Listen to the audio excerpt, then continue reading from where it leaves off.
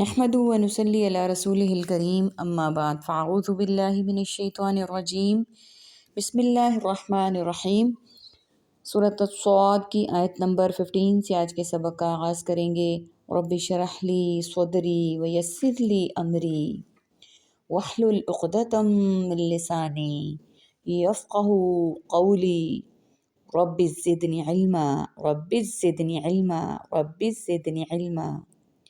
اللہم فقہنا فی الدین اللہم فقہنا فی الدین اللہم فقہنا فی الدین۔ اعوذ باللہ السمیع العلیم من الشیطان الرجیم من ہمزہ ونفخہ ونفثہ۔ وما ينصر هؤلاء الا صیحۃ واحدہ، اور نہیں وہ انتظار کرے یہ لوگ مگر ایک سخت چیخ کا۔ ما لہ من فواق، نہیں اس کے لیے درمیان میں کوئی وقفہ۔ وقالوا، اور انہوں نے کہا، ربنا عجل لنا قطنا قبل یوم الحساب، اور انہوں نے کہا ہمارے رب تو جلدی دے ہم کو ہمارا حصہ پہلے یوم حساب سے۔ اصبر، آپ صبر کریں، علی ما یقولون، اس پر جو وہ سب کہتے ہیں۔ واذکر عبدنا داود ذی الاید، اور اب یاد کیجیے ہمارے بندے داؤد صاحب قوت کو۔ انہ اواب، انہ اواب، بے شک وہ بہت رجوع کرنے والا تھا۔ انا سخرنا الجبال معہ یسبحن بالعشی والاشراق، بے شک ہم نے تابع کر دیا پہاڑوں کو اس کے ساتھ، اور وہ پہاڑ تسبیح کرتے تھے شام کو اور صبح کو۔ والطیر محشورا، اور پرندوں کو وہ اکٹھا کیے ہوئے تھے۔ کل لہ اواب، سب اس کے لیے رجوع کرنے والے تھے۔ وشددنا ملکہ، اور ہم نے مضبوط کر دی اس کی بادشاہی۔ اور نہیں انتظار کر رہے تھے یہ لوگ مگر ایک سخت چیخ کا، نہیں ہوا اس کے لیے درمیان میں کوئی وقفہ، یعنی سور پھونکنے کا جس سے قیامت برپا ہو جائے گی۔ دودھ دوہنے والا ایک مرتبہ کچھ دودھ دوہ کر بچے کو اونٹنی یا گائے بھینس کے پاس چھوڑ دیتا ہے تاکہ وہ اس کے دودھ پینے سے تھنوں میں دودھ اتر جائے۔ چنانچہ تھوڑی دیر کے بعد بچے کو زبردستی پیچھے ہٹا کر خود دودھ دوہنا شروع کر دیتا ہے۔ یہ 2 مرتبہ دودھ دوہنے کے درمیان کا جو وقفہ ہے یہ فواق کہلاتا ہے، یعنی سور پھونکنے کے بعد اتنا وقفہ بھی نہیں ملے گا بلکہ سور پھونکنے کی دیر ہوگی کہ قیامت کا زلزلہ برپا ہو جائے گا۔ اور انہوں نے کہا اے ہمارے رب تو جلدی دے ہمیں ہمارا حساب یوم حساب سے پہلے۔ قطانہ کے معنی ہے حصہ، مراد یہاں نامہ اعمال یا سرنوشت ہے، یعنی ہمارے نامہ اعمال کے مطابق ہمارے حصے میں اچھی یا بری سزا جو بھی ہے یوم حساب کے آنے سے پہلے ہی ہمیں دنیا میں دے دے۔ یہ یستعجلون بالعذاب والی بات ہی ہے۔ یہ وقوع قیامت کو ناممکن سمجھتے ہوئے انہوں نے استہزاء اور تمسخر کے طور پر کہا، یعنی مذاق اڑایا۔ آپ صبر کریں اس پر جو کہتے ہیں، اور یاد کیجیے ہمارے بندے صاحب قوت داؤد کو، بے شک وہ بہت رجوع کرنے والا تھا۔ جس طرح حدیث میں آتا ہے اللہ کو سب سے زیادہ محبوب نماز داؤد علیہ السلام کی نماز اور سب سے محبوب روزے داؤد علیہ السلام کے روزے ہیں۔ وہ نصف رات سوتے اور پھر اٹھ کر رات کا تہائی حصہ قیام کرتے اور پھر اس کے چھٹے حصے میں سو جاتے، ایک دن روزہ رکھتے اور ایک دن ناغہ کرتے اور جنگ میں فرار نہ ہوتے۔ صحیح بخاری کی حدیث 3420، صحیح مسلم حدیث نمبر 1159۔ اور پرندوں کو بے شک ہم نے تابع کر دیا پہاڑوں کو اس کے ساتھ، وہ تسبیح کرتے ہیں صبح اور شام۔ اور پرندوں کو بھی تابع کر دیا جبکہ وہ اکٹھے کیے ہوئے تھے، سب اسی کے لیے رجوع کرنے والے تھے۔ یعنی اشراق کے وقت اور آخر دن کو پہاڑ میں داؤد علیہ السلام کے ساتھ مصروف تسبیح ہوتے اور اڑتے جانور بھی زبور کی قرات سن کر ہوا میں ہی جمع ہو جاتے اور ان کے ساتھ تسبیح کرتے۔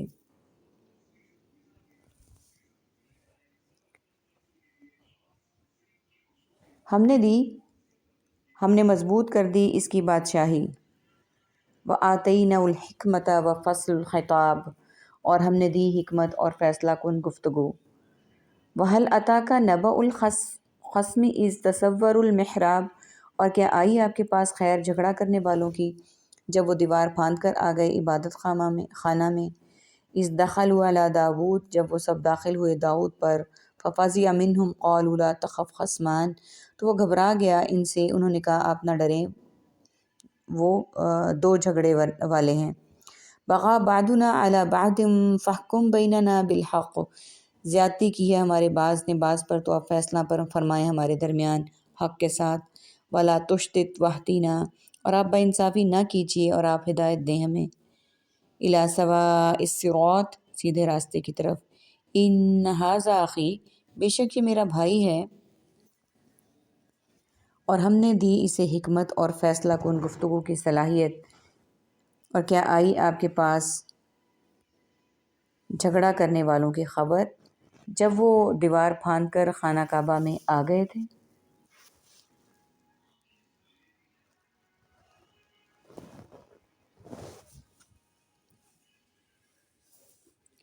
ہر طرح کے مادی اور روحانی اسباب کے ذریعے سے، یعنی نبوت، اصابت، رائے، قول صد اور فعل ثواب، یعنی مقدمات کے فیصلے کرنے کی صلاحیت، بصیرت، تفقہ اور استدلال و بیان کی قوت۔ محراب سے مراد وہ کمرہ ہے جس میں سب سے علیحدہ ہو کر یکسوئی کے ساتھ اللہ کی عبادت کرتے، دروازے پر پہرے دار ہوتے تاکہ کوئی اندر آ کر عبادت میں مخل نہ ہو۔ جھگڑا کرنے والے پیچھے سے دیوار پھاند کر اندر آ گئے۔ جب وہ داخل ہوئے داؤد پر تو گھبرا گئے ان سے، انہوں نے کہا آپ نہ ڈریں، ہم دو جھگڑنے والے ہیں، زیادتی کی ہے ہمارے بعض نے بعض پر، یعنی ایک نے دوسرے پر، تو آپ فیصلہ فرمائیں ہمارے درمیان حق کے ساتھ، اور بے انصافی نہ کیجیے اور ہدایت دیں ہمیں سیدھے راستے کی طرف۔ ڈرنے کی وجہ صاف ظاہر ہے کہ ایک تو وہ دروازے کی بجائے عقب سے دیوار چڑھ کر اندر آئے، دوسرا انہوں نے اتنا بڑا اقدام کرتے ہوئے بادشاہ وقت سے کوئی خوف محسوس نہیں کیا۔ ظاہری اسباب کے مطابق خوف والی چیز سے خوف خانہ انسان کا ایک طبعی تقاضا ہے، یہ منصب و کمال نبوت کے خلاف ہے، نہ توحید کے منافی۔ توحید کے منافی غیر اللہ کا وہ خوف ہے جو ماورائے اسباب ہو۔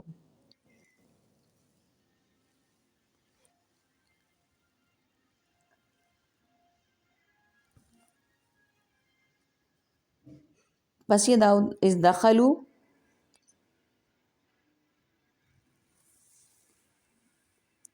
اب انہوں نے کیا کہا ہے ان کے ڈرنے پر، یہ ساری بات ہے کہ انہوں نے کہا ڈرنے کی وجہ صاف ظاہر ہے کہ ایک تو دروازے کی بجائے عقب سے دیوار چڑھ کر اندر آئے، دوسرے انہوں نے اتنا بڑا قدم کیا اور کوئی بھی ڈر نہیں ہوا۔ آنے والوں نے تسلی دی کہ گھبرانے کی ضرورت نہیں ہے، ہمارے درمیان ایک جھگڑا ہے، ہم آپ سے فیصلہ کروانے آئے ہیں، آپ حق کے ساتھ فیصلہ بھی فرمائیں اور سیدھے راستے کی طرف ہماری رہنمائی بھی۔ بے شک یہ میرا بھائی ہے،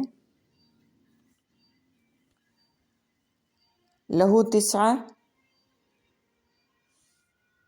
و تسعون نعجہ، اس کے پاس 99 دمبیاں ہیں، ولیہ اور میرے پاس نعجتم واحدہ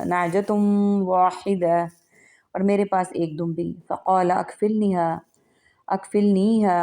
تو یہ کہتا ہے میرے سپرد کر دے اسے، وعزانی فی الخطاب، اور وہ غالب آ گیا مجھ پر گفتگو میں، قال آپ نے فرمایا لقد ظلمک بسؤال نعجت، بلا شبہ یقیناً اس نے ظلم کیا تجھ پر تیری دمبی کا مطالبہ کر کے، الی نعاجی، اپنی دمبیوں کے ساتھ، وَإِنَّ كَثِيرًا مِّنَ الْخُلَطَاءِ لَيَبْغِي بَعْضُهُمْ عَلَى بَعْضٍ إِلَّا الَّذِينَ آمَنُوا، اور بے شک بہت سے شرکاء میں سے واقعی بہت زیادتی کرتا ہے ان کا بعض پر سوائے ان لوگوں کے جو سب ایمان لائے، وَعَمِلُوا الصَّالِحَاتِ، اور انہوں نے اعمال کیے نیک، وَقَلِيلٌ مَّا هُمْ، اور بہت کم وہ، وَظَنُّوا داؤد، اور سمجھ گئے داؤد، انما فتناہ، بے شک صرف ہم نے آزمایا ہے اسے،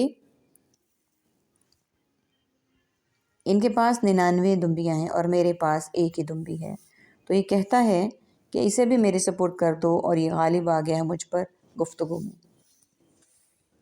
بھائی سے مراد دینی بھائی یا شریک کاروبار یا وہ دوست ہیں، سب پر بھائی کا اطلاق ہوتا ہے، یعنی ایک دمبی بھی میری دمبیوں میں شامل کر دے تاکہ میں ہی اس کا ضامن اور کفیل ہو جاؤں۔ دوسرا ترجمہ، اور یہ گفتگو بھی مجھ پر غالب آ گیا ہے، یعنی جس طرح اس کے پاس زیادہ مال ہے، زبان کا بھی مجھ سے زیادہ تیز ہے، اس طرح تیزی اور تراری کی وجہ سے لوگوں کو قائل کر لیتا ہے۔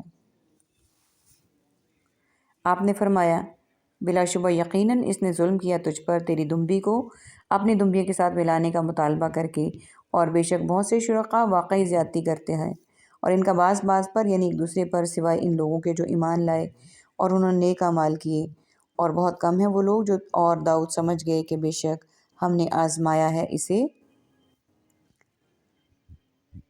فاستغفر ربہ، تو اس نے بخشش مانگی اپنے رب سے، وخر راکعا واناب، اور گر پڑے رکوع میں اور اس نے رجوع کیا، فغفرنا لہ ذلک، تو ہم نے بخش دی اس کو یہ غلطی، وَإِنَّا لَهُ عِندَنَا لَزُلْفَىٰ وَحُسْنَ مَآب، اور بے شک اس کے لیے ہمارے پاس یقیناً بڑا قرب اور اچھا ٹھکانہ ہے۔ یا داود انا جعلناک خلیفۃ فی الارض، اے داؤد بے شک ہم نے بنایا تجھے خلیفہ زمین میں، تو فیصلہ کر لوگوں کے درمیان حق کے ساتھ، ولا تتبع الہویٰ، اور نہ تو پیروی کر خواہش نفس کی، فیضلک عن سبیل اللہ، ورنہ وہ تجھے گمراہ کر دے گا اللہ کی راہ سے۔ ان الذین یضلون عن سبیل اللہ، بے شک وہ لوگ جو سب گمراہ ہوتے ہیں اللہ کے راستے سے۔ اس نے بخشش مانگی اپنے رب سے اور رکوع میں گر پڑے اور اللہ کی طرف رجوع کیا۔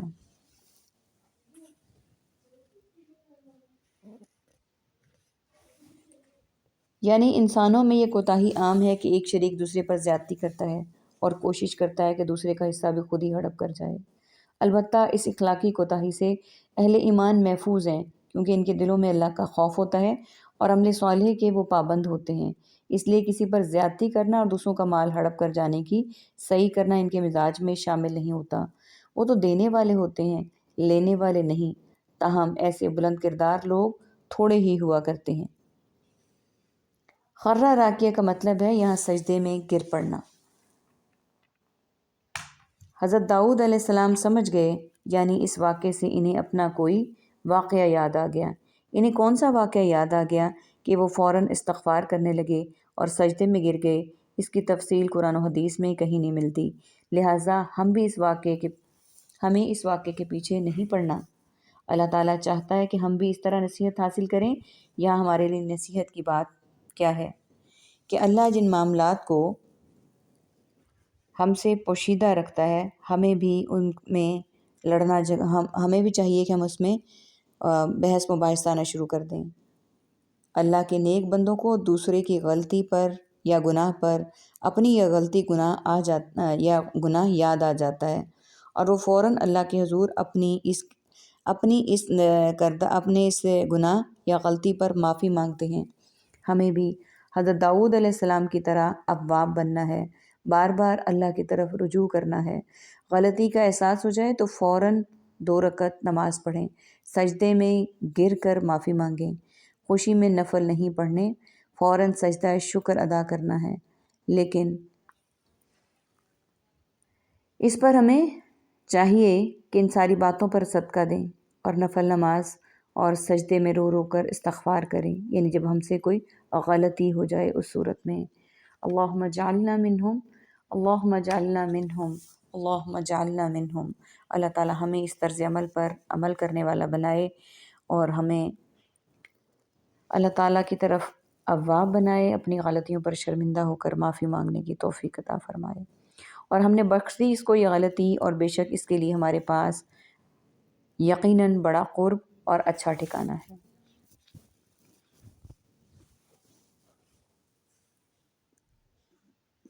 اے داؤد علیہ السلام، اگلی آیت دیکھ لیتے ہیں۔ اے داؤد بے شک ہم نے بنایا تجھے زمین میں خلیفہ، تو فیصلہ کر لوگوں کے درمیان حق کے ساتھ، اور نہ پیروی کر خواہش نفس کی، ورنہ وہ گمراہ کر دے گا تجھے اللہ کی راہ سے۔ بے شک وہ لوگ جو گمراہ ہوتے ہیں اللہ کی راہ سے، لہم شدید بما نسوا یوم الحساب، ان کے لیے سخت عذاب اس وجہ سے ہے جو انہوں نے بھلا دیا یوم حساب کو۔ یعنی ایسے لوگ جنہوں نے اللہ تعالیٰ نے داؤد علیہ السلام کو بتایا کہ میں نے آپ کو خلیفہ بنا دیا زمین کا، لوگوں کے درمیان حق سے فیصلہ کرو، اور ان کی ایسے لوگ پیروی نہ کرو اپنی نفسانی خواہشات کی، وہ تمہیں اللہ کے راستے سے بھٹکائیں گی، اور جو اللہ کے راستے سے بھٹک جاتے ہیں ان کے لیے سخت عذاب ہے، ان کے لیے بھی جنہوں نے اس دن کو بھلا دیا۔ اللہ تعالیٰ ہمیں ایسے لوگوں کے طرز عمل سے محفوظ رکھے اور آیت نمبر 24 جیسا ہمیں بننے کی توفیق عطا فرمائے۔ آمین ثم آمین۔ وآخر دعوانا ان الحمد للہ رب العالمین۔ سبحانک اللہم وبحمدک، نشہد ان لا الہ الا انت، نستغفرک ونتوب الیک۔ السلام علیکم ورحمۃ اللہ وبرکاتہ۔